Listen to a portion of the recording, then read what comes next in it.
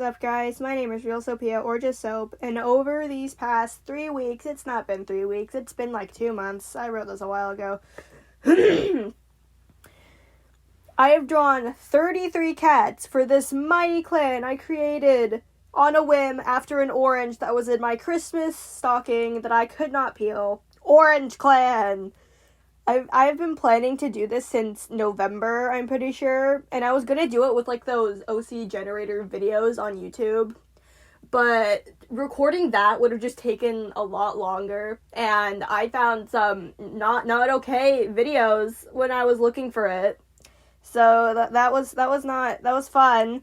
Anyways, I decided to use 9 Rainbow Tails' warrior cat generator on Scratch. I'll have it linked in the description so you can go check it out. This specific generator gave me a lot more colorful cats. As you'll see, some of them are literally purple.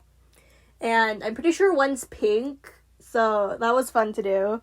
And me and my friend Devin are planning on turning this into like a story, sort of like what Tansy Clan Adventures is. If you don't know what that is, it's a little fan comic I post on here for funnies, for sillies, and they helped me with some of the characters and the story. So shout out to them. They don't really make Warriors content, but subscribe to them anyway. Yeah, and I'm not sure when the Orange Clan series thing will be out. We're still working on it. I still need to write out the chapter. They are gonna draw it. I'm gonna like write out all the stuff. So, I'm not sure whether they'll be organized from the leader, deputy, and medicine cat and all that. We'll see. I also apologize for my drawings of the tortoiseshells and hairless cats. I haven't much practice on drawing them. I'm bad at them. I'm sorry for those who have a hairless cat.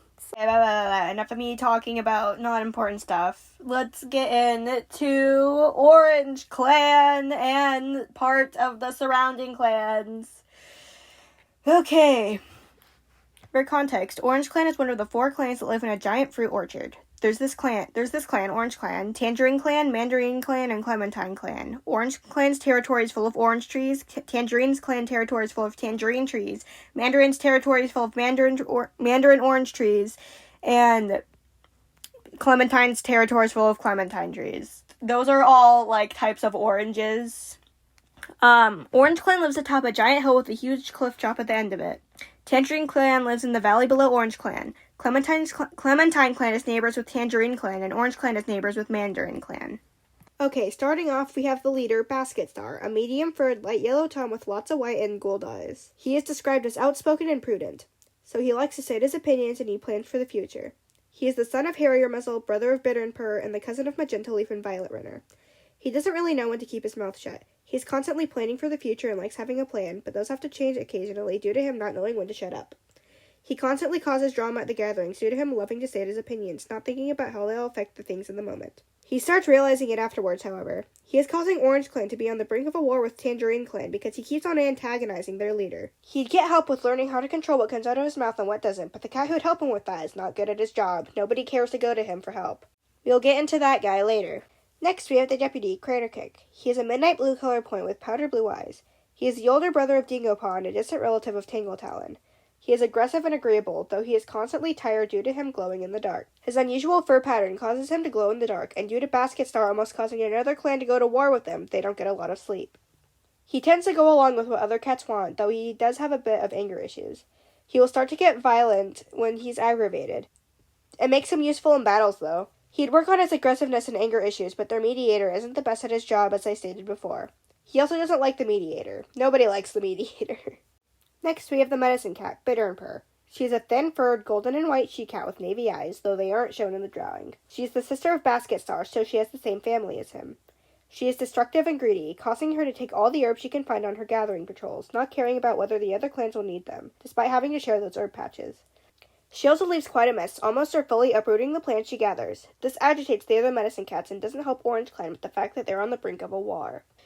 The other medicine cats have grown tired of trying to reason with her and make her share and have just fully given up, each of them planning to wake up early before Bitter and Purr to make sure they manage to get enough herbs before she can either take all the plants or just fully destroy them.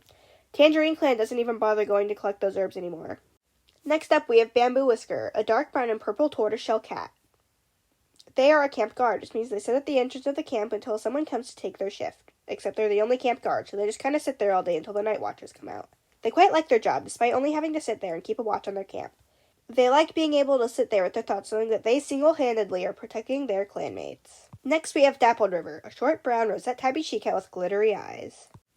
Dappled River is a perfectly normal warrior. She does all her patrols, she hunts for her clan, but little does everyone know, every night when she falls asleep, she gets pulled from her dreams into the dark forest due to her having a very strong connection to them. But she doesn't know she's being taken to the dark forest. She hasn't seen any scary ghost cats yet, so she thinks they're all nightmares. Now she hates going to sleep, as every night she wakes up to this creepy, dry, dead forest and cannot get these nightmares to stop. She's talked to Bittern Purr, and nothing she gives her will help. Oh well, maybe she'll figure it out eventually. Next up we have Magenta Leaf, a pale yellow speckled tabby she-cat with wine purple eyes.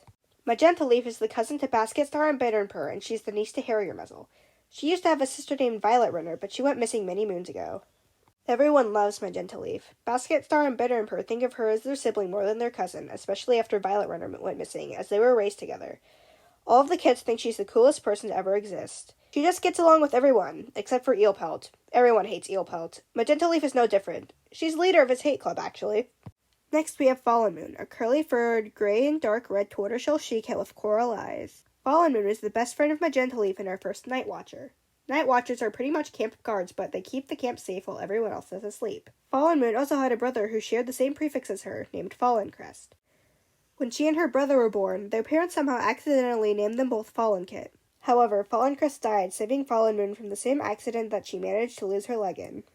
Since losing a sibling is one of the things Magenta Leaf and Fallen Moon have in common, they both like to talk about it to help with their grief. Though Fallen Moon seems to miss her sibling more than Magenta Leaf misses hers, but Fallen Moon doesn't pay this any attention. She just thinks that's Magenta Leaf's way of grieving. She's also the vice president of the Eelpelt Hate Club.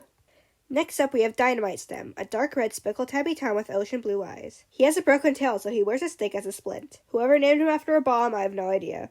Despite his facial expression and the drawing I did for him, he loves helping out with the queens and is often seen playing with the kids in the nursery in between his warrior duties. The queens love having him around, as when he's there they can usually leave the nursery to get some fresh air or just to stretch their legs. He often brings the kids shiny rocks or other things he can find on patrol so that the kids can decorate their nests. He also likes to let them decorate the stick splint on his tail. Next up, we have Heather Scratch. Heather Scratch is a ginger and white she-cat with ice blue eyes. She enjoys hunting and helping the apprentices train, even those that aren't her own. Unfortunately, she is very clumsy and always ends up tripping or messing up the training session somehow. The apprentices don't mind though, it always gives them a good laugh, but she doesn't think it's very funny, always getting embarrassed every time she trips or gets a move wrong. Her clanmates always tell her that it's not a big deal, and that everyone makes mistakes, but that doesn't really make her feel much better. Every time she tries to think of a new way to hunt or fight, she always ends up embarrassing herself. Magenta Leaf and Fallen Moon invited her to the Eelpelt Hate Club to try and make her feel better about herself, but she thought that was mean and refused it. She's the only cat in the clan that doesn't absolutely loathe Eelpelt. She doesn't like him, but she feels that hate is a bit of a strong word. Next up we have Clouded Eyes. Clouded Eyes is a violet tabby with fur covering her eyes. It says no fur, then it also says fur covering eyes, but those are kind of contradictory, so I compromised to make this grape-colored cat. She looks like she fell into a giant pool of grape Kool-Aid. She is the mother of Spotted Kit, and nobody knows who her mate is. Quite frankly, nobody knows who any of the kit's other parents are. They don't pressure the queens to tell anyone. It's not their business to know. Besides, it doesn't really matter. Since Spotted Kit isn't very high maintenance, always hiding in the corner and trembling for a reason Clouded Eyes isn't bothered to know about, she's usually doing her normal warrior tasks, that or helping with the other queens' kids. Next up we have Eelpelt. Eelpelt is a raspberry and white tom with wine purple eyes. He is the clan's mediator and is the victim of the hate club pretty much his entire clan is part of. The only reason they haven't exiled him is because they need a mediator, even though nobody will go to him for their problems. Their old one ate a rock they found for Darren, then died, so he's the only one they have left. He has an apprentice he's trying to train, but once she finishes her training, they're going to throw him out. The Eelpelt Hate Club is counting down the days until this happens. He is constantly given rotting prey or herbs and getting stuff thrown at him whenever they see him. He's not even safe at night because Fallen Moon is up until sunrise, which is when Magenta Leaf wakes up. Poor guy. Next up we have Briar Chime. Briar Chime is a pale pink and black calico she-cat with yellow-green eyes. She is a hunter and is the best hunter in the clan. Ever since she was a kid, she wanted to be a hunter. She always saw the warriors bringing in prey from the nursery, wishing that she could be the one coming back with them. And so when she was an apprentice, she decided to follow her dream and train to be a hunter, eventually becoming the best one in the clan. She's a hunter alongside her brother and is always giving him advice, alongside Heather Scratch. She's offered her some extra hunting training to help her with her clumsiness, but she always rejects her offers. She's usually the first to pick for the hunting patrols. She finds it fun to chase after small animals before sinking either her teeth or her claws into them. She finds it very satisfying and soothing, plus it helps her clan not starve. Next we have Dovehaze. Dovehaze is an eggplant purple cat with spring green eyes. Dovehaze found themselves more energetic during the nighttime, so they decided to become a night watcher alongside Fallen Moon. Though they find it hard to sit still all night. They're always expecting a Tangerine Clan warrior to spring out of the trees and attack them, constantly flinching and whipping their head around at every small sound they hear. They have not seen anyone suspicious yet, unfortunately. Dovehaze and Fallen Moon just chill inside their camp since nothing important ever happens. They also like to keep Crater Kick company since his glowing fur keeps them up at night. Fallen Moon also took the opportunity to recruit both of them for the Eel Pelt Hate Club. Crater Kick is the treasurer and Dovehaze is the secretary. Next up we have Harrier Muzzle, a pale yellow and light yellow calico she-cat with brown eyes and a notched ear. She is Basket Star, Bitternpur, and Candlecoat's mother and is the aunt to Magenta Leaf. She is pretty much the one in charge of the nursery and does her best to keep Tangle Talon in line when she's awake. She doesn't like Tangle Talon very much. She keeps scaring her precious baby Candlecoat at night. But then she noticed that Streamwing, another queen, always sulked in the shadows, never talking to anyone, so she offered her a new job, making sure Tangle Talon acts normal when everyone else is asleep, and she gladly accepted the position. Harrier Muzzle also raised Magenta Leaf and Violet Runner alongside Basket Star and Bitternpur since their mother couldn't take care of them anymore. She loves to brag about how successful her niece and kids are and only joined the Eel Pelt Hate Club because Magenta Leaf was the one who founded it. She doesn't really care about Eel Pelt. Next we have Log Trail, who is a dark cream and pale pink Torby with one green-blue eye and one olive-green eye. He is Briartime's brother and wanted to be a hunter just like his sister so they could always spend time together. But Log Trail sucks at hunting. He's good at leading patrols, but he cannot hunt properly for the life of him. Unlike Heather Scratch, he gladly takes his sister's hunting advice and training. The two are very close, doing almost everything together. Briartime constantly tells him that he'd be a much better leader than Basket Star and always does her best to convince Crater Kick to let him lead the patrols instead of her. She says that he's a natural-born leader and is fully convinced that he should use those skills. Next we have Clementine Water. She's a faded lilac and white she-cat with arctic blue eyes. She takes care of the babies, even though she doesn't have any of her own anymore. She's getting pretty old, but she doesn't want to retire to the Elder's Den, so she stays a queen. Basket Star just forgets to turn her back into a warrior, so she gets to stay a queen. She's fine with this, as she loves taking care of the kids. Next we have Tangle Talon, a cinnamon and wisteria purple Torby she-cat with Tiffany blue glow-in-the-dark eyes. Tangle Talon, the weird, fully grown woman that stares at children while they sleep with her glowing eyes. Since she is a distant relative of Crater Kick, she also inherited the glow-in-the-dark, but instead of her fur glowing, it's her eyes. Except she doesn't stare at the kids while they sleep. The babies are too scared to sleep, so they're just constantly staring at each other. This is where another queen comes in. She became nocturnal by Harrier Muzzle's request to scare Tangle Talon away from the babies. Tangle Talon is the reason most of the babies look miserable. Next we have Candlecoat, a pale yellow tick-tabby she-cat with maroon eyes. She is Harrier Muzzle's third and youngest kit, and is the younger sister to Basket Star and Bitternpur. She is also the cousin to Magenta Leaf. She is the second member and the vice president of the Magenta Leaf Fan Club, along with the youngest member of the Eel Pelt Hate Club. None of the other kits are old enough to really know about Eel Pelt. They also kind of just don't care. But Candlecoat does. She cares very much, or very little. She doesn't like Eel Pelt. But Candlecoat does love Magenta Leaf. She thinks she's the coolest person to ever exist. She's also very proud of the fact that Magenta Leaf is her cousin. She is best friends with Cicada Paw and is very excited for her upcoming apprenticeship, mainly because she begged and begged Basket Star to make Magenta Leaf her mentor, but she's also excited for being an apprentice with Cicada Paw. Magenta Leaf's first, though. Next we have Glaze Kit, a cinnamon tom with yellow-green eyes. Glaze Kit is the third kit out of 4 of Tangle Talon's kits. He doesn't have much going on up there, and he's the only kit that isn't deathly afraid of Tangle Talon. He gets along with most of the kits. He's very obedient. Again, he doesn't have much going on up there. Next, we have Lizard Paw, a pale gray tabby she-cat with ocean blue eyes. She is part of the Anti-Magenta Leaf Club. She's also the only person in that club. She's Eel Pelt's apprentice and is the only one that puts up with him. She quite enjoys his company, actually, and isn't too happy that almost everyone in her clan is in a hate club against him. She also just doesn't trust Magenta Leaf. Unlike the rest of her clanmates, she doesn't think that Magenta Leaf is this perfect little angel. After all, she is leading a hate club against someone. Next, we have Crust Kit, a pale ginger tabby tom with olive green eyes. He is Tangle Talon's 4th child, and unlike his brother, he is terrified of her. He doesn't like that she keeps staring at him and his friends. He's closer with the other queens than with Tangle Talon, and prefers to be around them more. Next, we have Sulkyfoot, a brown and white she-cat with pink eyes. She is an expecting queen and has only been in the nursery for a week, but she very much misses being a warrior. Yes, the kits are cute and the queens are nice, but she needs to stretch her legs more. Plus, Tingle Talon is creepy. She hopes that once her kits come, the time will go by quicker. Next, we have Snowpaw, a fawn and eggplant purple tortoiseshell tom with no fur and heather eyes. I apologize for this one. I cannot draw hairless cats for the life of me. This is Tingle Talon's first child, and unfortunately, everyone thinks he's weird because Tingle Talon is his mom. Or at least his fellow apprentices do, and a few kits. He's doing his best, and he joined the Eelpelt Hate Club in an attempt to make everyone like him. Magenta Leaf always tries to tell him that he's not weird because of who his family is, but the looks the kits and Lizardpaw give him say otherwise, although Lizardpaw looks at everyone that way. Next we have Amaryllis Kit, a deep blue and cinnamon Torby Tom with powder blue eyes. No one knows where he came from. They just sort of found him outside one day and took him in. He tries protecting his fellow kits from Tingle Talon, though it never really works out well. But, because of his attempts to stand up to Tingle Talon, all of the kits think he's the bravest cat to ever exist. Next we have Burnpaw, a hairless cinnamon and gray tortoiseshell cat with yellow-orange eyes that wears moss.